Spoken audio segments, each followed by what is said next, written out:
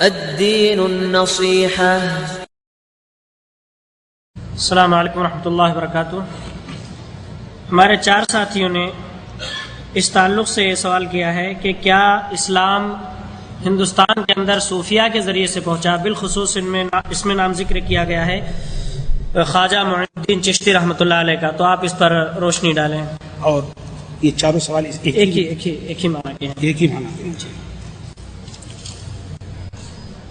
کسی چیز کے ثابت کرنے کے لیے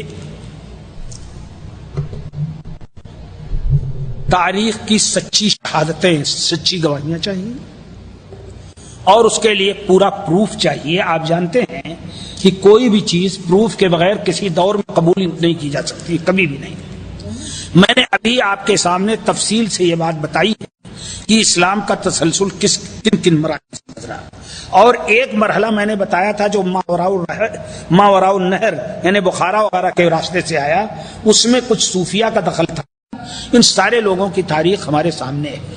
بدقسمتی سے ان میں سے کوئی صحیح حسن ثابت ہو جائے تو ہو جائے، ورنہ عموماً موضوع اور ضعیف ہیں، جیسے ابھی میں نے شیخ نظام الدین اولیاء کا قول نقل کیا تھا۔ اسلام جو پھیلا، جب اسلام کوئی ہوگا تب تو پھیلے گا۔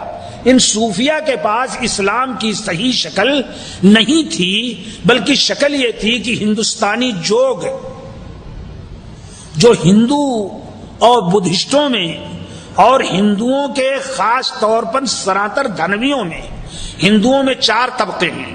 ایک طبقہ تو سناتن دھرمیوں کا ہے جو مکمل طور پر بت پرست ہے، ایک طبقہ آریہ ورتیوں میں ہے جو بت پرست تو ہیں لیکن ان کے اندر تھوڑا سا عقلی تقاضے بھی ہیں، اور ایک طبقہ آپ جانتے ہیں سکھوں کا ہے۔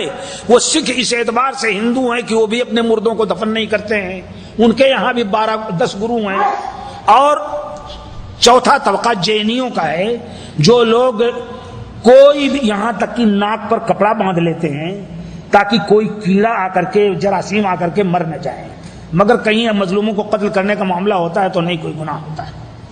سمجھ گئے آپ؟ تو یہ 4 طبقے پورے طور پر جن تعلیمات سے بدھسٹوں کا طبقہ، جینیوں کا، سناتن دھرمیوں کا، آریہ ورتیوں کا، سکھوں کا، 10 گروؤں کی بانی اگر آپ نکال کر کے معاف فرمائیں ہمارے صوفیہ کے اقوال اور ان کے خیالات سے مطالعہ کریں تو آپ کو پتا چلے گا کتنا ایک دوسرے کے قریب ہو گئے۔ اور آپ کو شاید معلوم نہ ہو، گرو نانک جن کا نام عبد المجید تھا، وہ اپنے دور میں سب سے زیادہ جن لوگوں سے متاثر تھے ان میں ایک عقیدہ تھا وحدت الوجود کا۔ تو اس دور میں جو حضرات صوفیہ جن سے وہ پڑھتے تھے انہوں نے کہا کوئی ضرورت نہیں، سارے دین ایک ہے، اور تم ہندو رہو، سکھ رہو، مسلمان رہو، ہر حال میں مکتی تمہاری ہوگی اگر تم خلق خدا سے محبت کرتے ہو۔ تو صوفیہ نے اپنے دور میں جن لوگوں کو مرید بنایا، یقیناً ان کی مریدی کی وجہ سے وہ لوگ ان کے حلقے ارادت میں داخل ہوئے، اور بعد میں ان میں سے جن لوگوں کو موقع ملا قرآن و حدیث کے مطالعے کا وہ سنبھل گئے، لیکن جن لوگوں کو موقع نہیں ملا وہ اسی طرح شرک پر اور وحدت الوجود پر رہے۔ لیکن ان صوفیہ کی درگاہوں میں، ان صوفیہ کے شاگردی میں، ان صوفیہ کے حلقوں میں کوئی آدمی سچا موحد اور متبع سنت مسلمان نہیں ہو سکا۔ مثلا ایک بڑی درگاہ ہے بہار میں، بہار کے لوگ ہوں گے، پھلواری جس کو پھلواری شریف کہتے ہیں، اجمیر جس کو اجمیر شریف کہتے ہیں، اور دیواں جس کو دیواں شریف کہتے ہیں۔ شاید آپ کو معلوم نہ ہو، دیواں میں رنڈیوں نے کچھ سال پہلے دعویٰ کر دیا تھا کہ ہمیں یہاں کے سجادہ نشین محمود صاحب نے رقص سے روک دیا ہے، ڈانس سے، اور ہماری روزی کا یہی ذریعہ ہے۔ تو سیکولر گورنمنٹ نے فیصلہ کیا کہ نہ روکا جائے، ان کو حریت دی جائے۔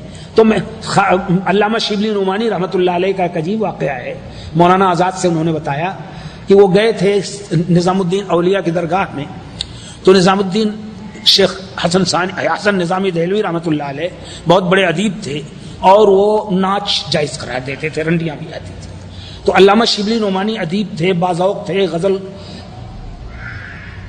بھی لکھتے تھے، تو ان کے اہتمام میں اکرام کے لیے انہوں نے ایک مجلس منعقد کی ڈانس کی اور میوزک کی۔